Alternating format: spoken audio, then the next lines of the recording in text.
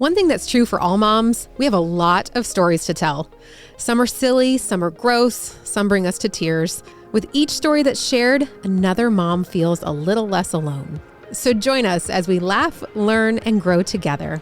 It's the I'm Mom podcast.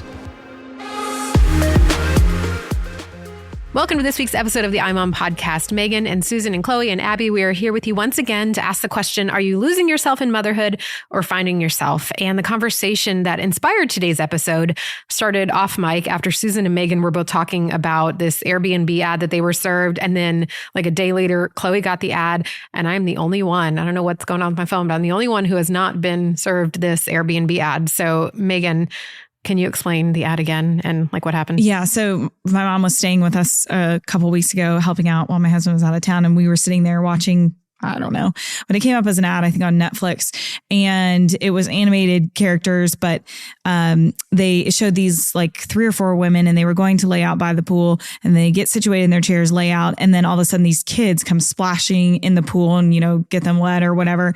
And I don't remember. Do you remember what the copy was? But it was something to the effect of like, you finally get away. And then this happens. Make sure that you stay in the right place.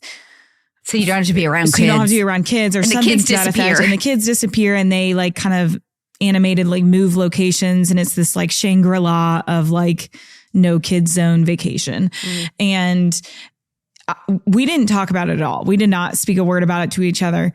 But then we were coming up with content for the podcast and we both had the same exact thoughts on that commercial. Somehow the commercial got brought up and I was like, we didn't talk about it. And I thought the same exact thing. And it was kind of sending this subliminal message of you cannot have fun and relax if you are with your kids, be around kids, or if there are kids anywhere in the vicinity. Like a vacation is not a vacation if you have kids with you. And I just thought it was so sad because I was thinking of all the fun family vacations that we took growing up and that we've taken as a family now. And to me, it's just so sad that organizations are sending this subliminal messaging to people that kids are terrible and it's terrible to have kids anywhere. You got to get away anywhere from in them. the vicinity. You can't even hear or see them. Well, moms are feeling like they're losing themselves in motherhood, and Airbnb is saying, get a little bit of yourself back without your kids and stay at one of our homes. So they're just seeing what moms are saying and responding in that way. This idea, though, of losing yourself or losing your identity is nothing new. Women have always felt like they were sacrificing part of themselves to be mothers and wives, whereas men don't struggle with that same thing. I think historically they haven't. What seems to be changing is how we're responding. And Motherly did a survey of millennial and Gen Z moms and found that Gen Z moms are less than half as likely to plan on another child than millennial moms were just about 5 years ago. And they cited a few different factors, but they all kind of pointed back to the tension between wanting a career and wanting to be a mother. But the thing that I found really interesting about this survey was that Gen Z moms get more help from their partners compared to millennial moms, and they're twice as likely than their mothers were to get help from their spouses. And so to me, I was like, well, if they're getting more help at home, then wouldn't they want to have more children? And so it just all kind of that just wasn't lining up to me, but it's clear that women are feeling this like loss of self and not wanting to have kids because of it. Which makes you wonder why. Why are some moms finding joy, or some generations prior finding more joy in parenting than some are today? And is that is the culture lying to them or subliminally telling them they can't be having more fun? I think culture is telling them that they can have everything. And plain and simple, being a mother, being a parent requires sacrifice. It's a choice. Yeah, it's a choice. You got a choice between this and that. And I think it's a selflessness versus in today's culture, it's all about me, me, me. What am I doing? Self-care, blah, blah, blah. And you die a little bit to your old self, but you grow in so much bigger ways. Mm-hmm. Yeah. I think maybe our culture has lost sight of purposefulness. Like having parenting is a purpose, and you've got to love it and enjoy it. And when you choose one purpose over another, it's a choice. They take time. Well, and I try to think of it too as like, what would I be doing if I wasn't with my kids? Would I just be sitting on my phone scrolling endlessly? Would that bring me more joy? Based on the book, The Anxious Generation, probably not. So, how can I maximize that time with my kids? And it's so interesting. I've seen two different kinds of moms, I feel like, in today's culture. It's the moms who feel the need to want to do it all and that they have to do it all. And there's like that burnout. And then there's other moms who really don't want to be involved and don't want to do anything and want to kind of, be more hands off and either let someone else do it or kind of let their kids figure it out on their own. Which to me it's just like such a weird, interesting paradox to see play out. I want to make sure, because we've talked in the past about making sure we take time away from our kids and have identity outside of our kids. So how do we find that balance between, having that identity and having hobbies and a life, but also embracing motherhood in all the ways that it changes our lives? Mm-hmm. I think that's a really good question. And I think that from my experience, the problem is like a fixed way of thinking.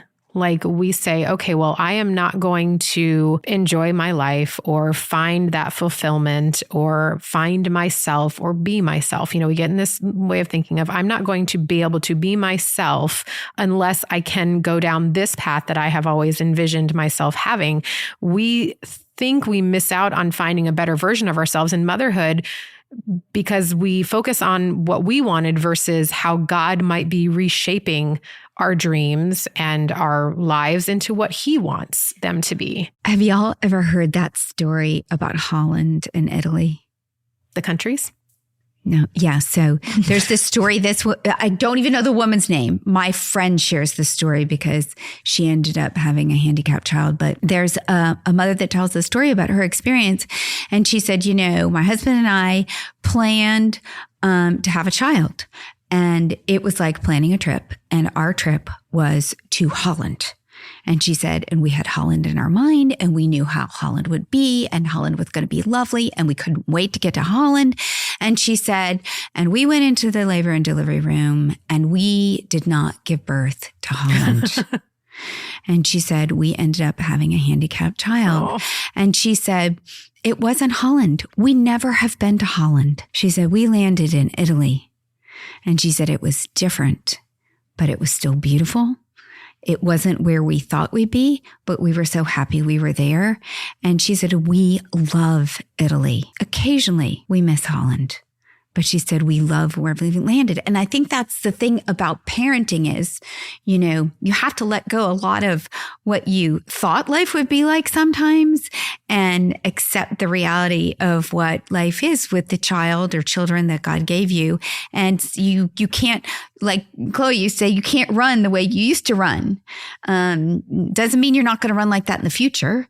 Just means for now, it's different. And I think, I look at my life before James and it's like, yeah, I miss those Saturdays, but like, I wouldn't trade it for the world. Like this last Saturday, I was able to go on like a 4-mile run with a mom friend of mine. Like we pushed our babies and I ended up meeting her, through church. And that was a totally different way that I was able to love running. But like, I was able to have a little play date with my son and her son too. So it's like, I don't know. I just feel like the things that get taken away from us, like we can still find them in a new way. Mm-hmm. And if we are looking for opportunities to be grateful, we can find new ways to appreciate the same hobbies. It just looks different. You're still Chloe. You're just living in a different space and place. You're still Chloe. It's not finding yourself. You're just in a different season. Mm-hmm. Well, and you mentioned it a little bit ago. Somebody, I think Megan did, talking about self-care. A lot of, we talk about self-care all the time. We have great articles on taking care of yourself. And women feel like they're losing themselves because they don't have time to take care of themselves. But I kind of feel like there is a little bit of like a tipping to becoming obsessed with self-care and getting time for ourselves to the point where it's almost as much of a priority as our children are. And the truth is, you'll have time afterward to take care of yourself. And yes, you need to be doing things now so that you're not totally ragged by the time your kids are gone. But like, I think that there is a bit of we're overdoing the conversation on self-care, I think. Well, and there's so much thrown at us commercially about it that you feel like you're missing out. Like, I can't do that. And I can't do that. And I can't afford that because I'm spending money on my child. And it's all what we're missing instead of what we're getting. Well, and I feel like at the end of the day, when it's time to go, are you going to be thinking about that vacation you missed or your child? You're not going to be thinking about the vacation. You're hopefully going to be with your kids. But so it was, I thought this was so sad. Actually, I saw this article and it said, what do moms want for Mother's Day? To be left completely alone. And there was one side of me that was like, yeah, I'd like a break. But then there was one side of me that I was like, that's so sad. I don't want to be left completely alone. But I feel like in order for moms to take care of themselves or to have a break, they do have to be out of the house and not with their kids and alone, because moms will just jump in and change the diaper, unload the dishwasher or whatever it might be. So it's almost like moms have to be alone to get that time to recuperate or whatever it might be. But I was thinking about myself, and my husband thought that too. He's like, well, I thought you'd want to go do something with your friends on Mother's Day. And I was like, no, I actually would love to. I mean, I love being with my friends, but I would love to be with you guys. I just feel like I will be working the whole time because it's just, I don't know if that's me not being able to let those responsibilities go for a day, or if, I don't. When did that shift? So Mother's Day always used to be a gift and a card. It wasn't a day off necessarily. I never got a day off on Mother's Day. Well, I remember us bringing you breakfast in bed. No. And I remember but I didn't get a day off. I still did stuff that day. I remember Dad being like, you're unloading the dishwasher. Mom's not doing it today. Oh, good. I think the idea is put your feet up and relax. But now I think that we carry so much because we have such the house has to be clean all the time. And so if the house is messy and it's Mother's Day, well, I guess I'm the one to pick it up. Like that type of mentality of we can't just let the day happen. We have to still maintain all the stuff that we've been doing. Well, and we are busier today. We've packed everything out. So there's never a day off, I feel like. I saw, talking about articles and posts, I saw an Instagram post that said, your child doesn't need a new outfit. You need a new bra. I saw that. And I was like, oh my gosh. Okay, that's are self-care. you looking at me? Yeah, that's a great, I saw that too. So like to say that, self-care is selfish or overdone is a little bit like tone deaf. No, that's a necessity. Right. There are so many women who are, and in so many ways we are putting ourselves last and doing everything for our families. So again, I hate that the word balance is so difficult to obtain, the idea of balance, but you still need to exercise. It's just Hailey Bieber, the Hailey Bieber, Justin Bieber meme where like she's walking ahead like perfectly dressed and he looks like a bum. Like he just looks like so disheveled. Yep. And it's like me and my child walking into wherever. Yep. So how do you guys feel like motherhood has helped you become a better version of yourself? I think I'm definitely more thoughtful of others now that I'm a mother, more empathetic, more loving. I think I invest more in other people because when you're single, you just think about yourself. You can't help it. And then when you get married, you give a little more. I got to think about this other person, but you're both adults. That's easy. But when you have children, you do sacrifice more because you're dealing with the child. You have to, and you have to care for them more, and you have to, adjust to their moods and put yours behind. And so I think it makes you more gracious. Yeah.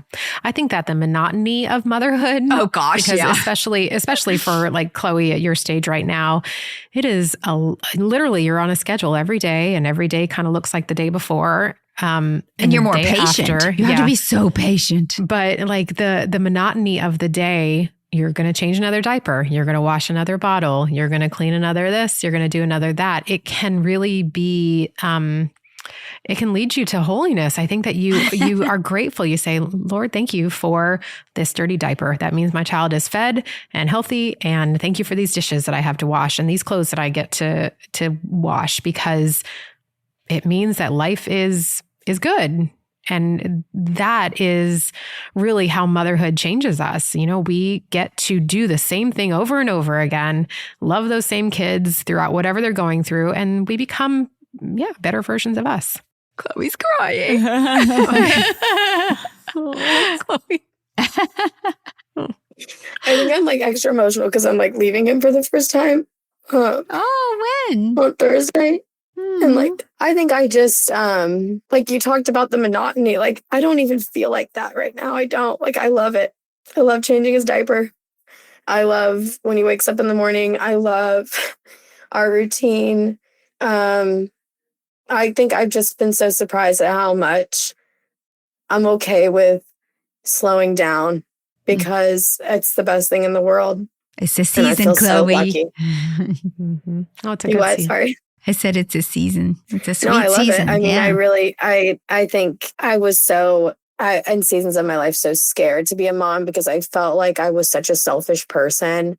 And I think I am still very selfish, obviously, but how innate it is within us as women. Like once we become a mom, it's just like, you don't think about it, you just do it. And I think it is the most incredible God-given instinct. And it's beautiful. So I feel really lucky to be a mom. Mm-hmm. There's something I think that's really beautiful about accepting that you can't have everything that the world tells you should want. You know, you cannot have the perfect body, perfect skin, perfect job, perfect husband, perfect house. You can't have all of that. Maybe you'll check a couple of those boxes, but you cannot have everything. And to accept that you can't is really freeing, I think. And I have a friend who decided to stay home with her kids. And she said, well, I know that this means that we have to take a little bit more simple family vacations because we only have one income. Or, you know, my husband does not drive a nice car. But she made this choice for herself, for her family. They made this choice together. And she said, I'm deciding for myself what I need to feel fulfilled. And it's not necessarily what the world is telling me. So, you know, if you feel like you're losing yourself in motherhood, ask, who has told you what you're looking for? You know, who has told you what to look for in yourself as a mom? And if it's not you, and if it's not your own set of values and your moral compass, then maybe it's time to just readjust and go, maybe I am doing okay. Maybe I have found myself. And I think what a better cause to lose yourself in. Like, what could be better? I mean, what could be more important? I can't, I mean, I'm sure people would argue with me about that, but I mean, they're little humans that you're raising to leave you. And I think that's probably one of the greatest jobs you can have. Hey, thank you so much for listening to this episode of the I'm Mom podcast. We'll put some articles in the show notes just to help you if maybe you're struggling a little bit with your identity and loving this stage that you're in. We have a lot of wonderful resources, so make sure you check them out. And thanks for listening. Thanks for listening to the iMom podcast. iMom is the motherhood program of the nonprofit organization Family First. Along with our fatherhood program, All Pro Dad, we exist to help you love your family well. Subscribe to our daily email, the iMom Minute, by going to imom.com/subscribe and get tons of great ideas, insight, and inspiration. The iMom podcast is hosted by me, Abby Watts, along with Susan Merrill, Megan Tigner, and Chloe Blumenthal.